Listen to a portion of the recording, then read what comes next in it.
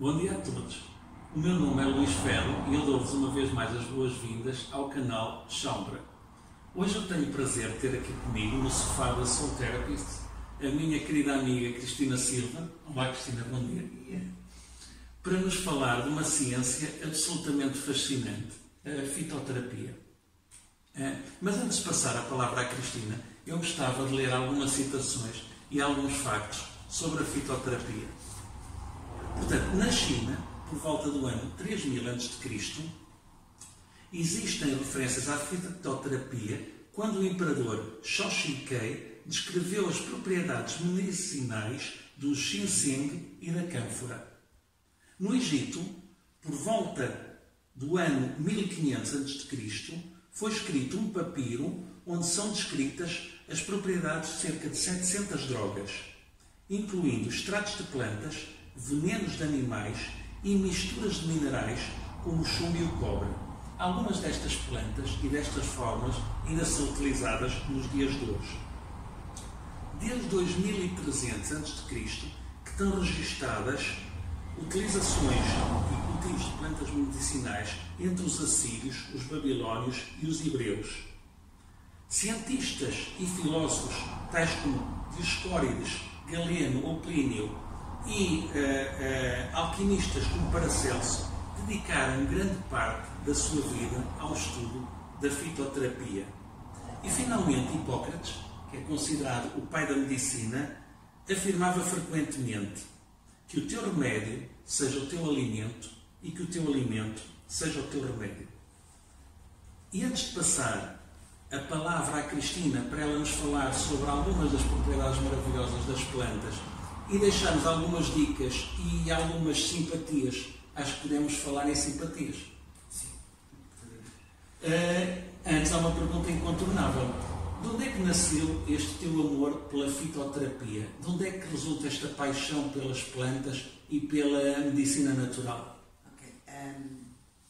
Na realidade, a minha primeira paixão foi a fitoenergia. A fitoenergia.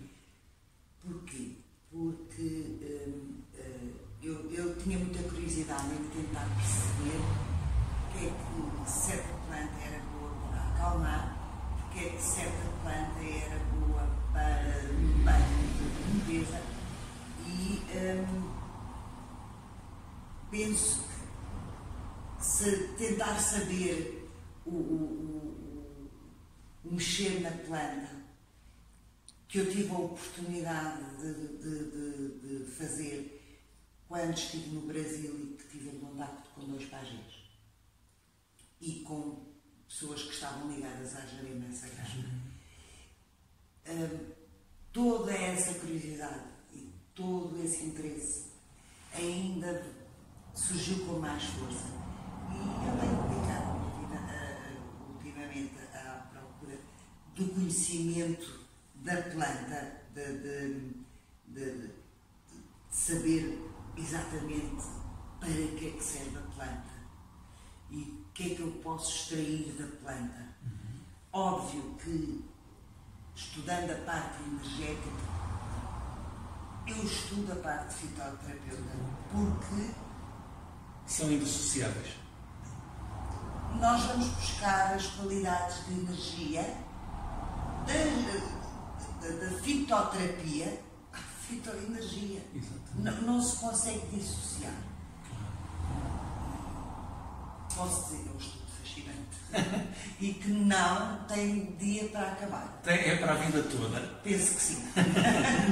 Nós já vimos que existem referências milenares em várias civilizações ao uso de plantas para fins medicinais. Já referi os hebreus, os egípcios, os chineses. Alguém sabe como é que tudo isto começou? Isto é algo que já vem desde a pré-história ou é algo realmente inato em nós? Não. Vamos lá ver uma coisa. Isto é uma opinião muito própria. Quando o mundo nasceram as primeiras ervas. Exatamente. Quando o homem nasceu, já as ervas existiam. Portanto, o homem, durante muito tempo... Aqui não é como a galinha e o ovo. Sabemos perfeitamente que as ervas vieram antes. E eles alimentavam-se das ervas, porque nem sempre conseguiam caçar os animais que existiam. Claro. Portanto, eles eram a 100% herbívoros. Ou pelo menos a 50% eram. Porque comiam as carnes que conseguiam apanhar. Óbvio que aquilo que eu penso sobre essa altura, e cada vez que estudo uma planta mais específica, mais cheia de toxinas, eu digo, aos dias de hoje, nós sabemos que elas são tóxicas.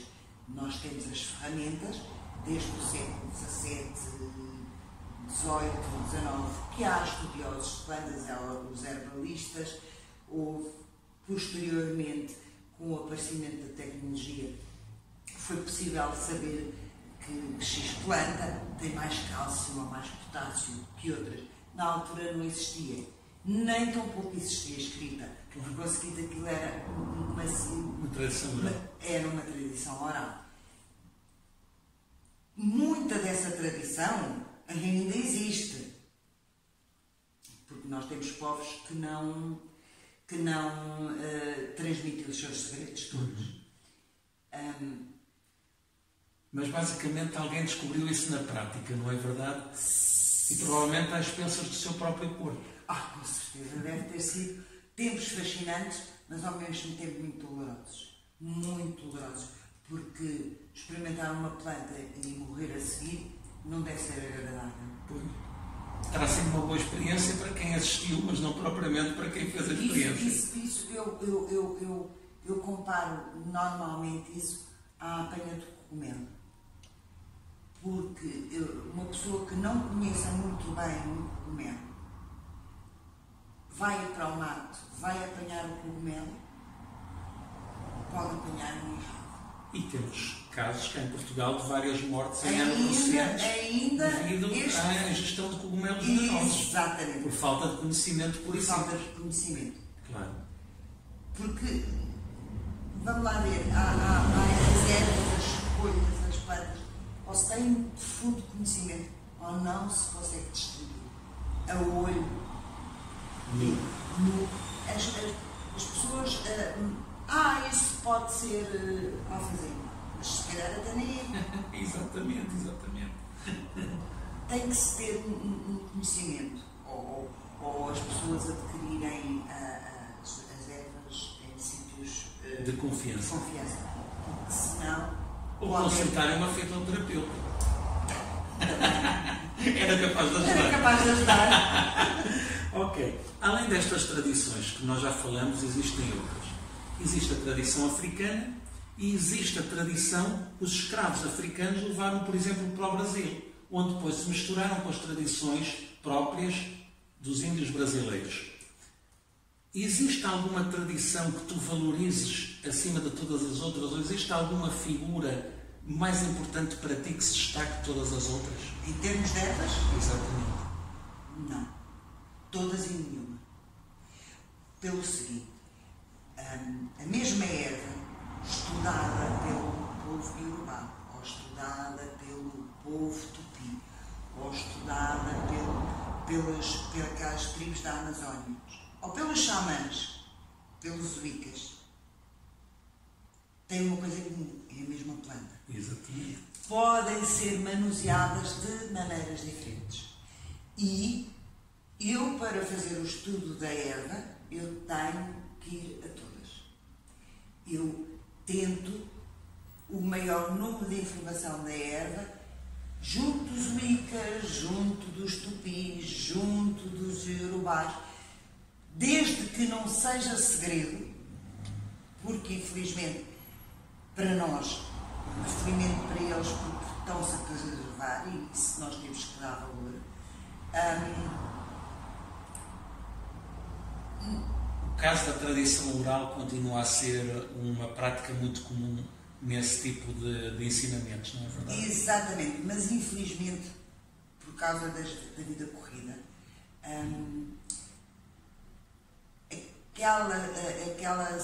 aquilo que existia de antes, ou seja, a pessoa vivia na aldeia, a criança, desde tenra idade, acompanhava o pajé ou acompanhava o babalorixá e Era iniciada. Era iniciada. E instruída. E instruída ainda existe, mas são raros os casos. Neste momento, aquilo que eu acho muito engraçado é que foi feita uma enciclopédia, digamos, por uma tribo de... Um mítico livro, não é verdade? É um mítico. Eu gostava muito de ter acesso a ele. E acesso a ele eu tenho. Depois não entendias era nada do que lá estaria escrito. Está em dialeto. E não há escolas de dialeto. Mas eu até percebo que eles façam isso. Porque, infelizmente, nós temos um caso de uma planta que foi passada pelo estupi e que uma farmacêutica usou. E, inclusivamente, deu o nome de tupi às farmacêuticas.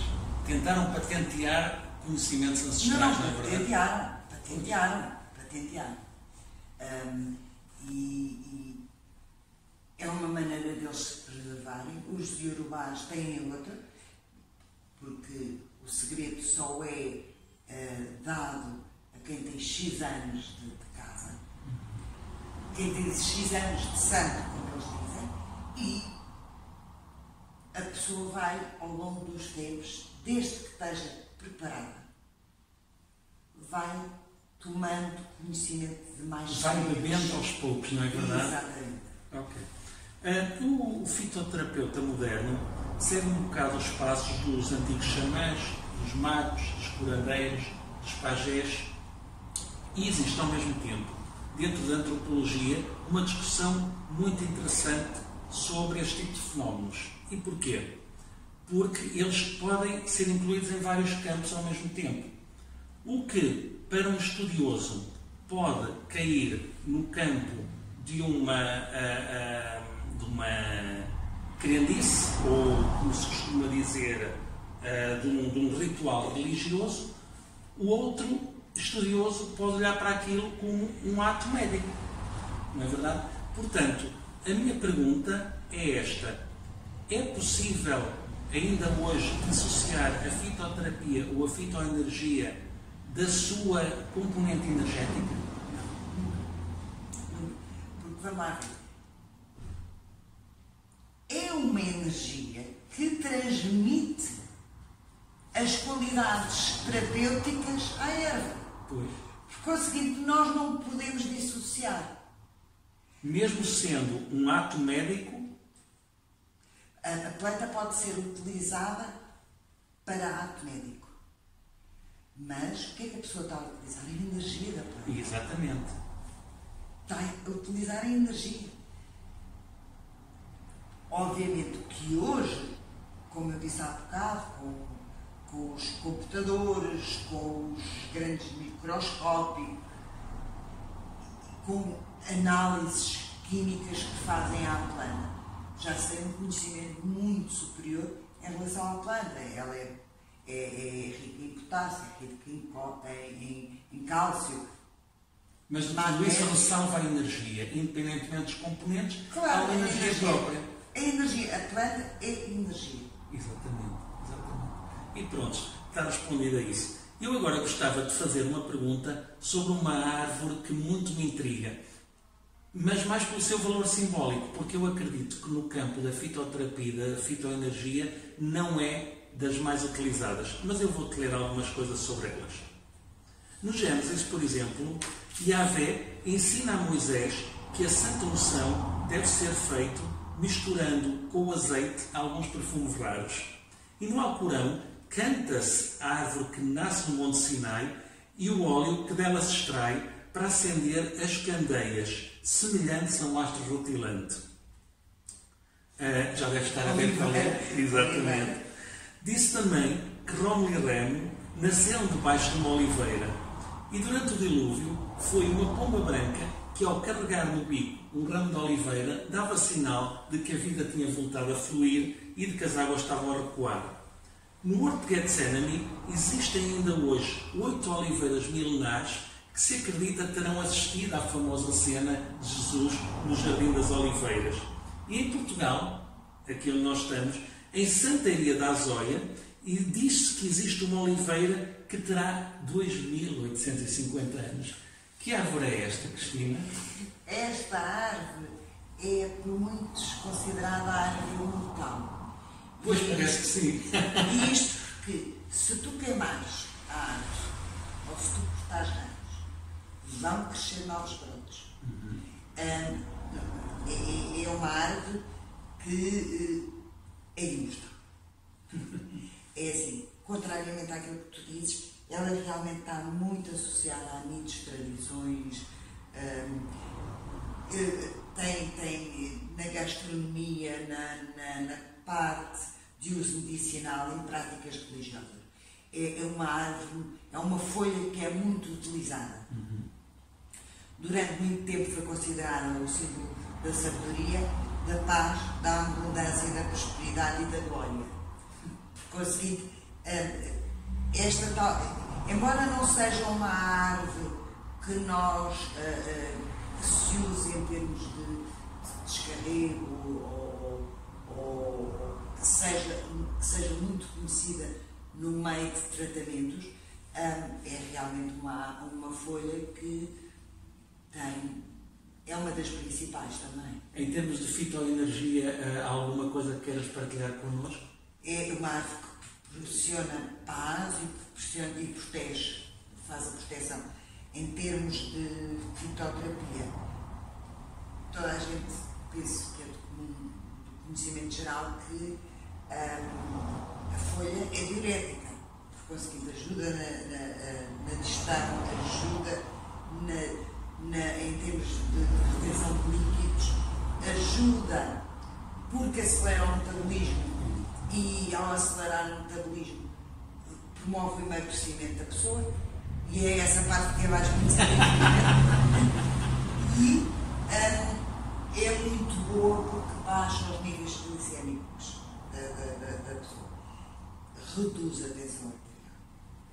Tudo é bom, mas tudo tem contraindicações. Pois. E aqui a ressalva que eu posso fazer é cuidado em termos de hipotensão, porque pode baixar demasiado. Vai depender de caso em caso.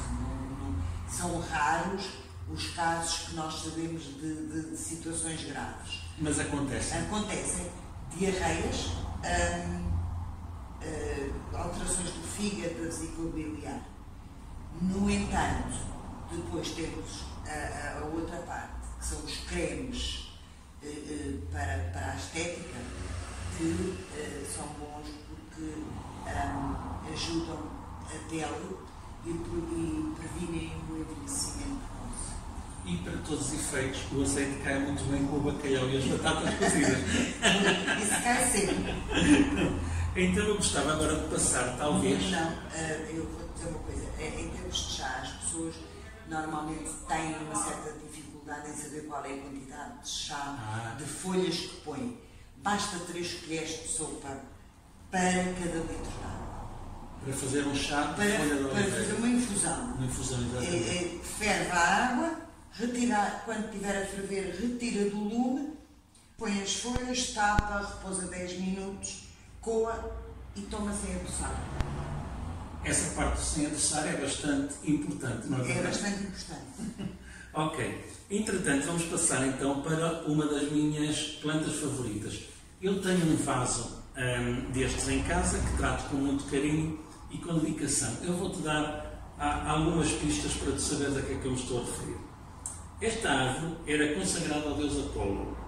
Na Idade Média, era usada para afastar demónios, bruxas, raios e trovões. Era usada na cura, na divinação e nos sonhos mágicos. E na antiga Grécia e na antiga Roma, as coroas que distinguiam os vencedores eram feitas com as suas folhas. O louro, pronto, o louro. O que é que tu nos podes dizer sobre esta planta? Em termos energéticos, aumenta o poder de concentração da pessoa, a abertura de caminhos, à saúde, dá força, protege e promove a prosperidade.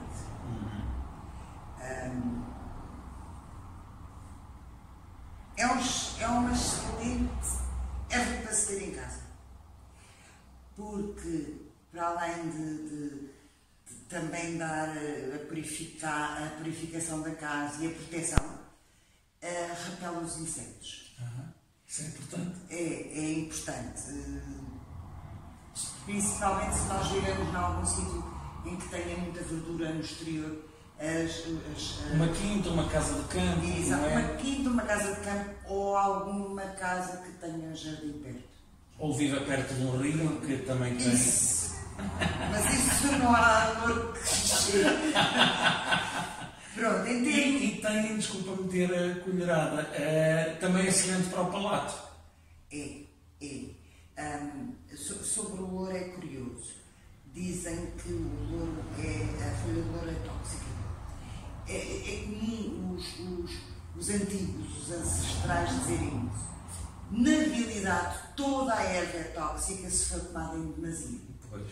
Porque é o seguinte, quando se toma uma folha de louro, um chá de folha de louro, não periga em nada a saúde, antes pelo contrário, porque o louro regula a diabetes, e que é um dos flagelos deste século. Do mundo moderno, exatamente. Ajuda nas depressões, nas dores de cabeça, na exaustão muscular.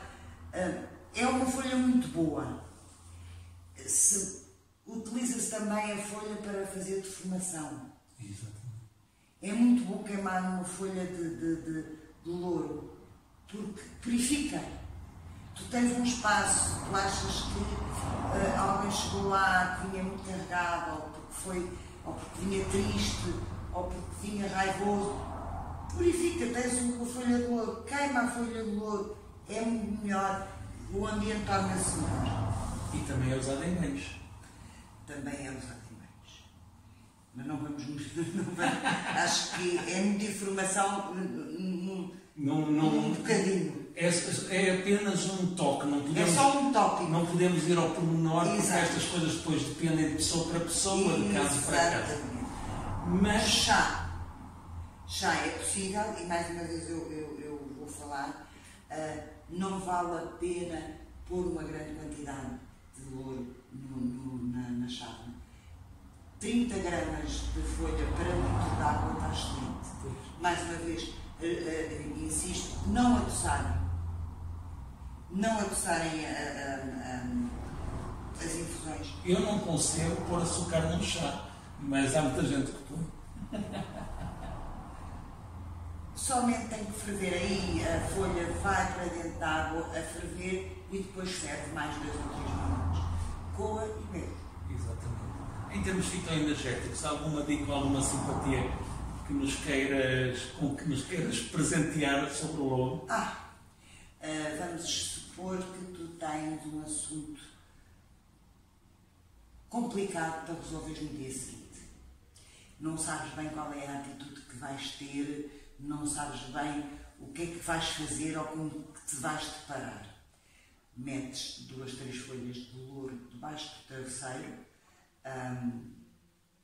dormes com as folhas de louro debaixo do travesseiro, no dia seguinte pegas numa vela amarela e queimas as folhas de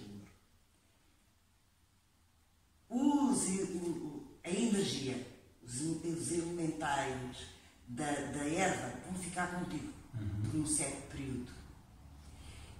Serão necessários para tu resolveres e teres clareza para resolveres bem o teu assunto. Achas que isso será válido para o Euromilhões? Não. Infelizmente para todos não. Porque senão eu já há muito tempo que usava esta simpatia. Portanto, não vale a pena tentarem a simpatia com o Euromilhões. É para outros assuntos, porventura, mais importantes, embora menos lucrativos. Ok, nós falamos em banhos, falamos em limpeza e falamos em purificação. E, portanto, há algo que eu te queria perguntar assim. O sal é um mineral, não é necessariamente uma planta. Mas eu não acredito que haja algum fitoterapeuta que já não tenha utilizado o sal no seu trabalho. Até costumo dizer-se uma expressão que tu utilizaste há bocado, eu sinto-me muito carregado, vou fazer um banho de sal. O que é que tu nos podes dizer sobre o sal e sobre as características de limpeza e de purificação do sal? Olha, antes de mais eu quero agradecer teres falado no sal, porque realmente é um assunto que me é caro, que me preocupa. Porque se me perguntarem se o sal é bom para a limpeza, eu digo é excelente. Só que tem um problema. O sal, ao retirar o bom, retira o mal. Ao retirar o mal, retira o bom. Porque ele faz uma limpeza profunda de energia. Deixa a pessoa despida, não é verdade? Completamente desprotegida. A pessoa julga, ao tomar o banho de sal, que fica bem, fica mais vulnerável a todas as energias que queiram entrar. Quais são as que entram primeiro? As mais negativas. Porque são as mais baixa vibração. Exatamente. Por isso, aquilo que eu digo, excelente, tomar um banho de sal com ervas. Não com misturado, porque misturar a erva ao sal vai anular as propriedades de uma e outra. Não, só das ervas. O sal mantém-se. Aquilo que eu aconselho é tomem o vosso banho de sal e depois tomem um banho de uma erva tipo manjericão, mas seguido, para ganharem as tais defesas, as tais proteções e então aí poderem se sentir melhor.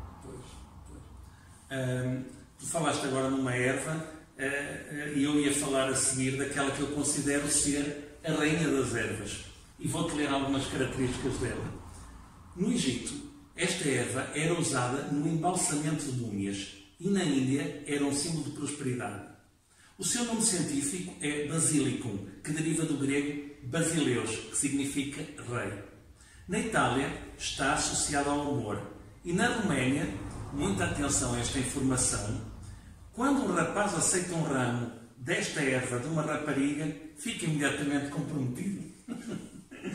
E finalmente, porque a erva que estamos a falar, vou revelá-la agora, tu acabaste de falar nela, é precisamente o manjericão. Consta-se que crescia manjericão ao redor do túmulo de Jesus após a ressurreição. E é por esse motivo que nas igrejas ortodoxas gregas a água benta é benzida com folhas de manjericão e há vasos de manjericão espalhados por todos os altares. Então, já que falaste nela, o que é que nos podes dizer sobre o manjericão? Há em todos os altares e deveria haver em todas as casas. Pois. Aquilo era considerada a planta real. Também conhecida pela planta da harmonia. Portanto, logo por aí nós podemos ver que ela traz a harmonia consigo. E ter um vaso de manjericão em casa promove a alegria, promove a harmonia, promove a paz. Ao mesmo tempo, em termos energéticos, faz bem à autoestima, retira inseguranças, transmuta a agressividade numa força de vontade e para lutar pela vida, que nos dias que estão correndo é aquilo que é necessário, não é? E é por excelência a erva dos indisciplinados e dos desarrumados, porque promove uma certa regra, um certo equilíbrio. Há alguma simpatia para isso? De momento não vamos ainda falar da simpatia, porque a simpatia é para outra coisa, a simpatia que eu me estou a lembrar. Eu queria era dizer que essas pequenas notas que tu disseste, faltaste dizer uma coisa que é muito importante. Ela é a erva que simboliza o amor em Itália. E é a erva que simboliza o luto na Grécia. Na Grécia. Por isso estás a ver, há um leque, o manjericão é ancestral e conforme as religiões, assim é aplicado no atributo. Exato. Lá está aquilo que falámos anteriormente, de que todas as ervas, e dependente da maneira como as pessoas o utilizam, vai dar um resultado final. Exatamente, exatamente. Ok. De qualquer das maneiras, se é bom para os desorganizados, vou ter que arranjar um vaso de manjericão lá para casa. É bom também para explicar por um inseto macera a folha de manjericão no local, que atenua. Ok. Atenua. É bom para o catarro, é bom para a ansiedade e para a insónia. Ok. Ora bem, tu no teu grupo do Facebook, que já agora digo, é o Vegetabilia, costumas partilhar diariamente com os teus leitores algumas dicas e algumas simpatias sobre as ervas. Há algumas que tu gostavas de deixar hoje aqui? Eu vou deixar assim, mas antes vou voltar ao manjericão, porque há um procedimento que se faz com a folha de manjericão, que a maior parte das pessoas não sabe, que é o escaldapés. Já ouvi falar. O escaldapés com manjericão vai erradicar a raiva que uma pessoa traz consigo. Se tu estás agressivo, se tu estás com raiva, faz um escaldapés com folha de manjericão. Uma bacia de água quente? Uma bacia de água quente, pões lá as ervas, pões lá os pezinhos, estás lá 5 minutos e vais ver que aquela raiva, aquela agressividade se vai dissipar. Ok. É uma boa maneira de entrar em meditação. Existe uma ou outra maneira de usar a erva, que é macerada, e eu essa indico para as mães que estão a amamentar. Porque macerando a folha de manjericão e colocando no seio, no sítio onde está cortado ou está dorido, vai atenuar a dor e vai tratar. Não, essa é mesmo uma dica muito útil, não é? Porque normalmente as mães não põem os cremes, não põem, e isto não faz mal à criança. Exatamente. E sobre algumas simpatias, há alguma assim que tu queiras deixar para os nossos? Sim. Então, vamos continuar no manjericão. Vamos continuar no manjericão. Por uma razão chamar barrainha, não é? O manjericão é bom para a prosperidade. Portanto, se as pessoas puderem ter um vaso de manjericão num espaço de trabalho, se as pessoas puderem andar com folhas de manjericão no bolso, não só vai atrair prosperidade, como vai atrair calma. Ok. Essa é uma boa. É muito boa, sim. Passas a cheirar a manjericão a próxima vez que eu pedir. Outras simpatias, não com manjericão, vamos mudar de erva. Alfazema. Alfazema, uma boa erva. Alfazema, toda a gente conhece, toda a gente... É de fácil acesso? Fácil acesso. Então, o seu filho está com dificuldade de dormir. Ou é daquelas crianças que resistem ao sono. Ou hiperativa. Mas que é mais para proporcionar o sono. O que é que eu aconselho? Metam sementes de alfazema por baixo da cama e antes da criança entrar no quarto, borrifem o quarto com água e perfume de alfazema. Vai ter uma noite sossegada. Eventualmente será um bom conselho também para alguns pais que já estão loucos dos filhos não dormirem, não é? Exatamente.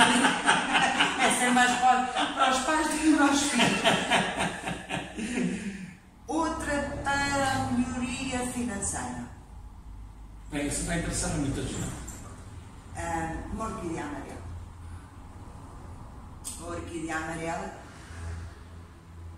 que deverá ser posta num local visível da casa.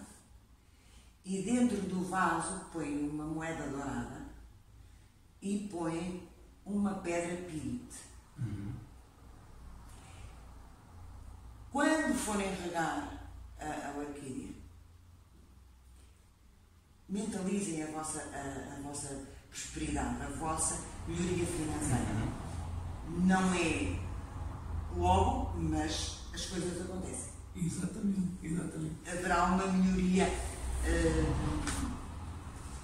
devagar, mas de pé fixo. E com estas dicas maravilhosas da Cristina, nós vamos dar por concluído o vídeo de hoje. Foi um vídeo um bocado mais comprido do que habitual, mas os ensinamentos e a quantidade de informação é tanta que nós ainda assim tentamos reduzir o máximo que pudéssemos, mas para não dá para reduzir mais do que isto. Eu quero em primeiro lugar agradecer a simpatia e todo o conhecimento da Cristina por estar aqui a compartilhar connosco estes ensinamentos. Vou deixar na descrição do vídeo o nome do grupo de Facebook da Cristina, o Vegetabilia, onde ela costuma deixar as dicas e as simpatias e informações sobre as ervas praticamente diariamente com os leitores dela. É uma leitura bastante interessante.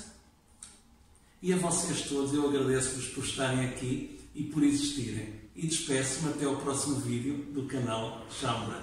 Bom dia a todos. Bom dia.